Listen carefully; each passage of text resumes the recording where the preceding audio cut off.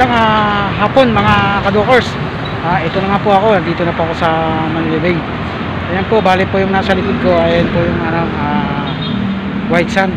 Tapos may mga bato, recraft na bato na pinag-arrange nila para magandang tingnan. Ayan po, makikita niyo po sa aking likuran na maganda yung pagkakaayos. Kaso hindi po tayo makalapit gawa ng may bakod po, nilagyan po nila ng bakod kasi yung mga tao hindi natin mapigilan na dumikit at pumunta ng tubig. Bali dito lang, kaya po nilagyan nila ng mga bakod. So ngayon po sa tabi na lang po tayo magbibigyo para makita po natin yung mga location ko, ano po yung magandang nangyari dito sa Manila Bay.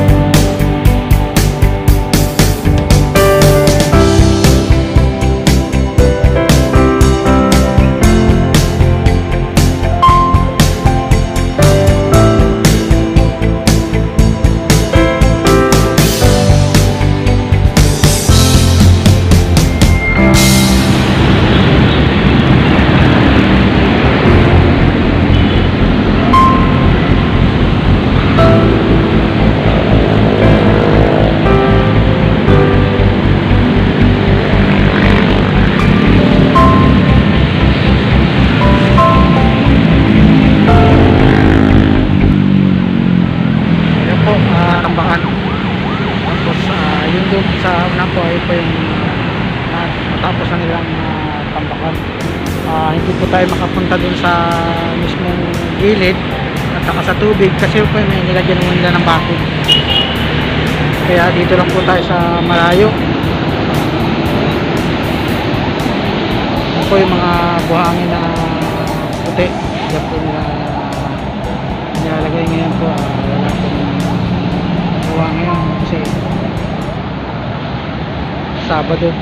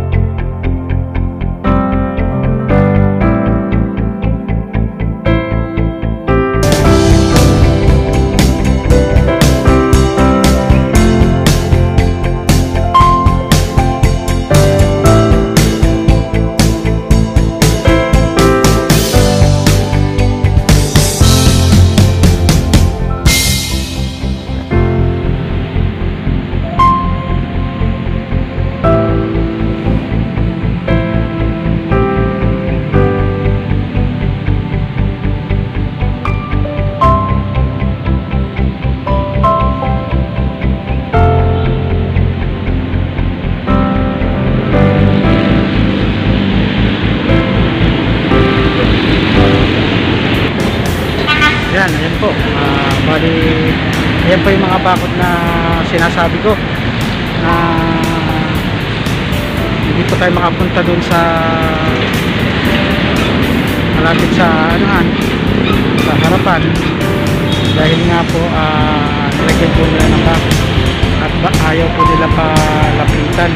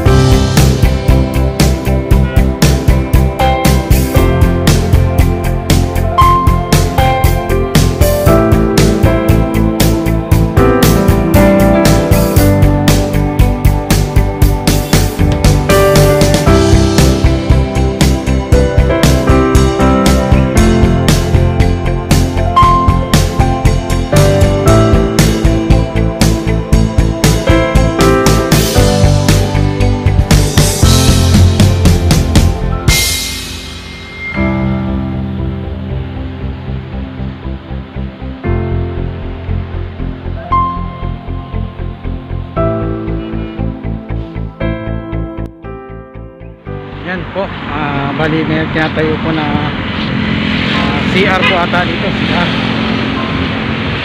para po sa mga mapupuntahan dito, magpapasyalan dito sa magandang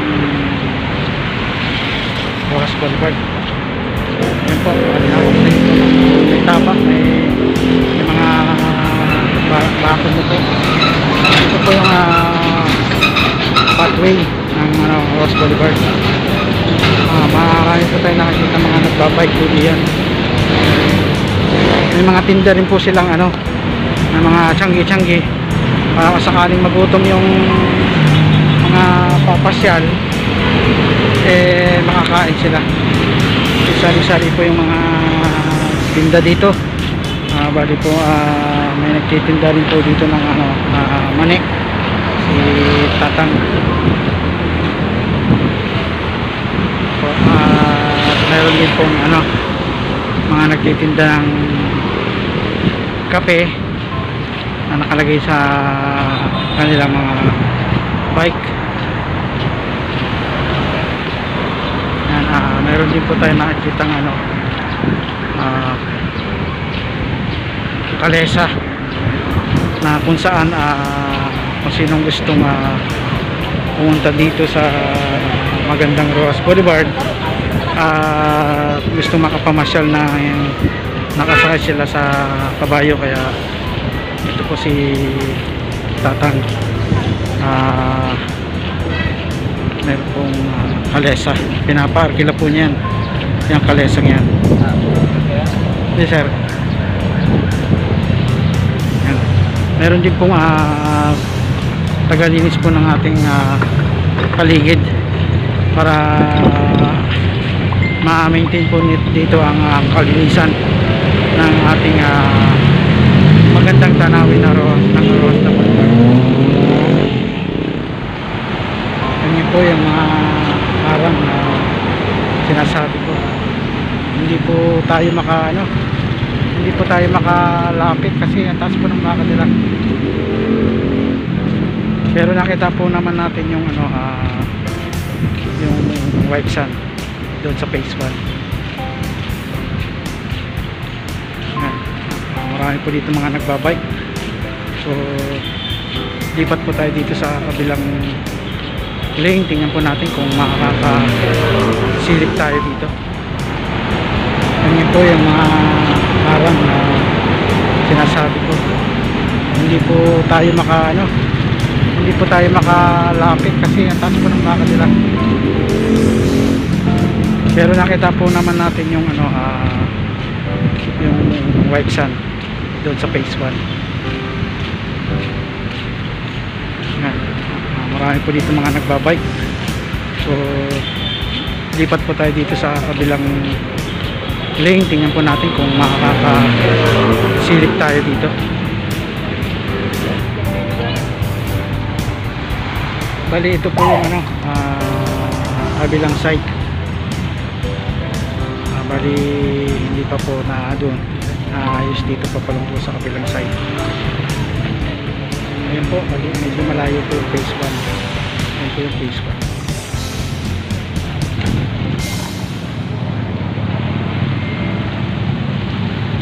Dito po may bato pa rin po doon po sa kabilang side. Doon po inumpisan yung ano, pagkatambak ng mga buhangin puti. Pero ang ganda na po doon, kaso lang po bawal pa po paliguan kasi baka po madisgrasya yung mga maliligo doon kasi marami pa nga pong inaayos doon.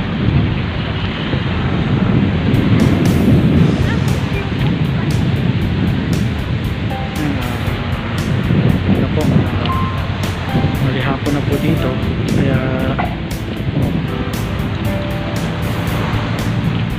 marami na po tao, unti-unti na po dadatingan.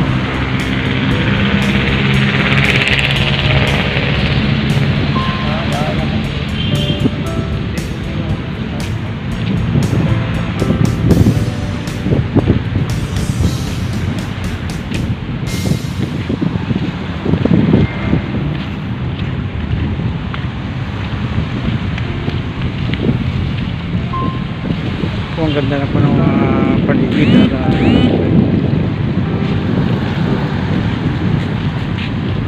May mga isda na nga po.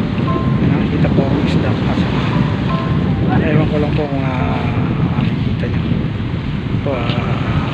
Nilinis na po yan kaso lang nga po na may konti na pong basura. Hindi na po malinaw na po yung tubig na hindi kagaya ng dati na sobra itim. Ngayon po iba na po, mga ano,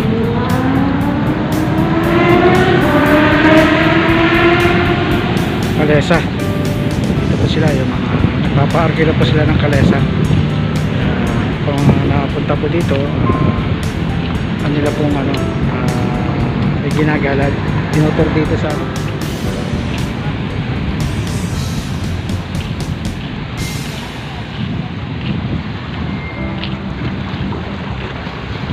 bandang kabila naman po doon,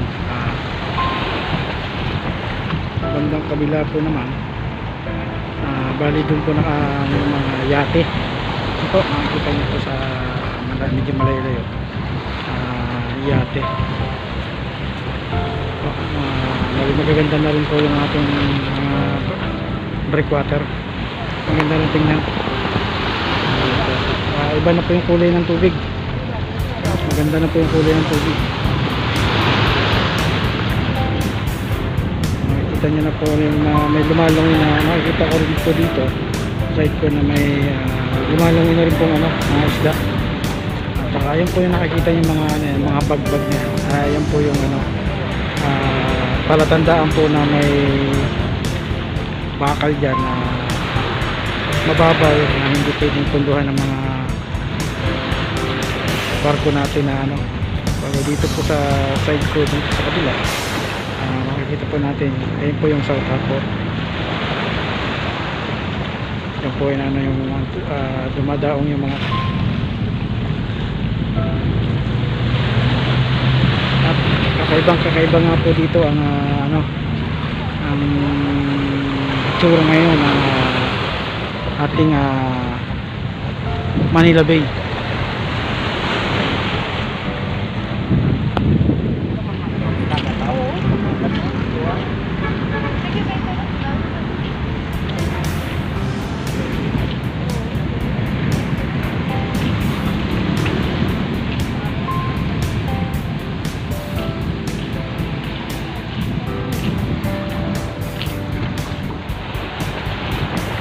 Bandang kabila po naman, bali doon po yung mga yate ito, makikita nyo po sa medyo malayo-layo, yate.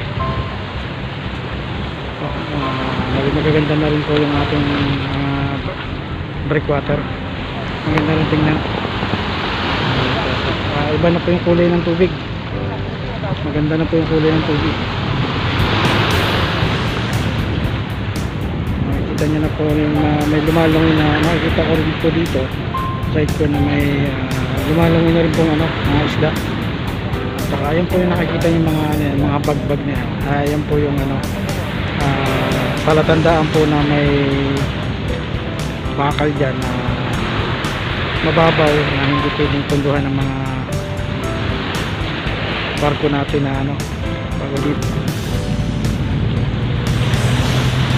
At kakaiba nga po dito ang ang tsura ngayon ng ating Manila Bay.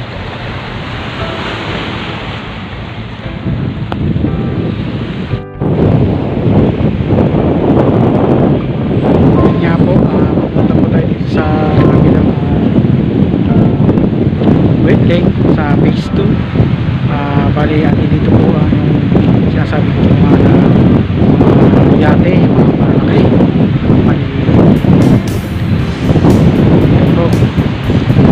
bali po ito yung mga gagamitin po na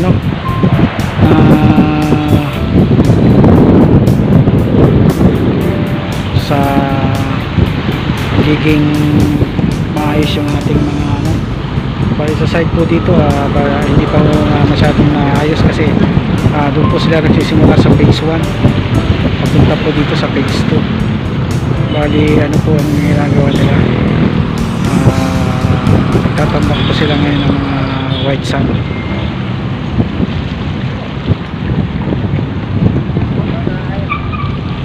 Ibang lahi na rin po yung napunta dito na gumagala.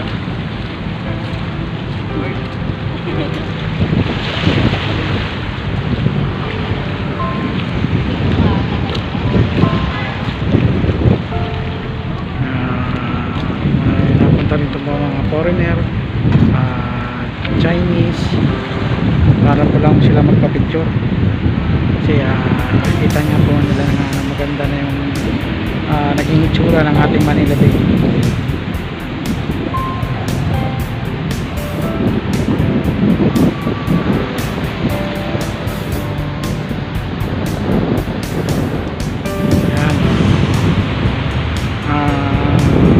pagdating din ng araw po, ano din yan, magiging maganda na rin yung ating Manila Bay. Napakasarap nga po ngayon yung tumambay ngayon kasi yung simoy po ng hangin, hindi na mabaho, hindi na may burak. So ngayon po ano na, talaga yung natural na simoy na ng dagat ang inyong makikita ngayon. Hindi na kagaya dati na may putik.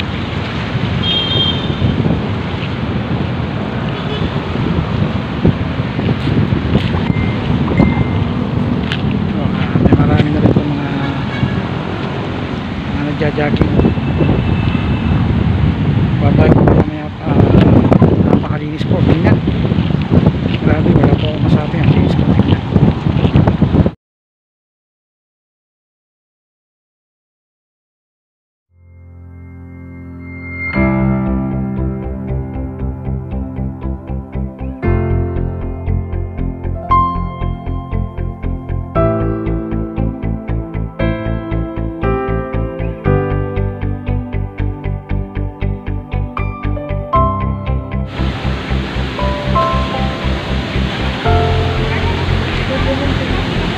Yan po, dito nyo po makikita yan sa ano, sa Manila Bay.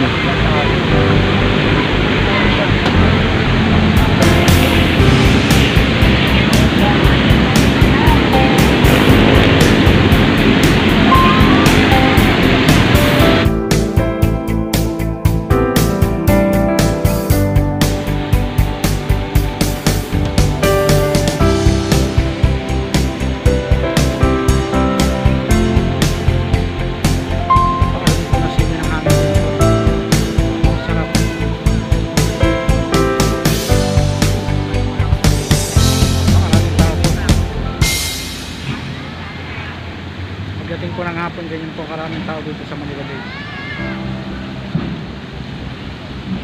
Tambay-tambay lang sila, kain ng ice cream, kain ng mangga. So, ganyan lang po yung talaga mga buhay ng mga Pilipino dito sa atin.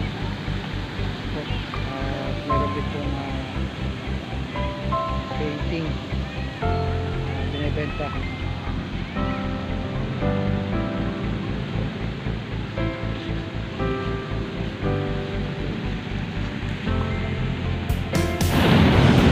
Yun na nga po, hanggang dito na lang po yung aking video.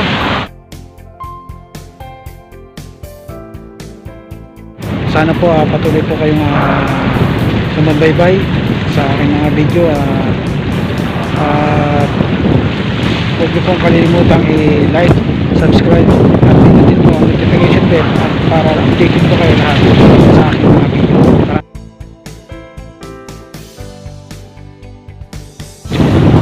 Shoutout nga po pala kina Sir Mr. Gio, kay Ate Lorna Rabang, kay Sir Bernard Gadula, Katutubo GC Official. Maraming salamat po. Shoutout din po kay Probinsyanong Batanggenyo at Katutubong Pinoy, sa inyo pong lahat yan. Nag-shout po at shoutout din po sa misis ko, si Grace Camilo. Bye. Maraming salamat po. Bye.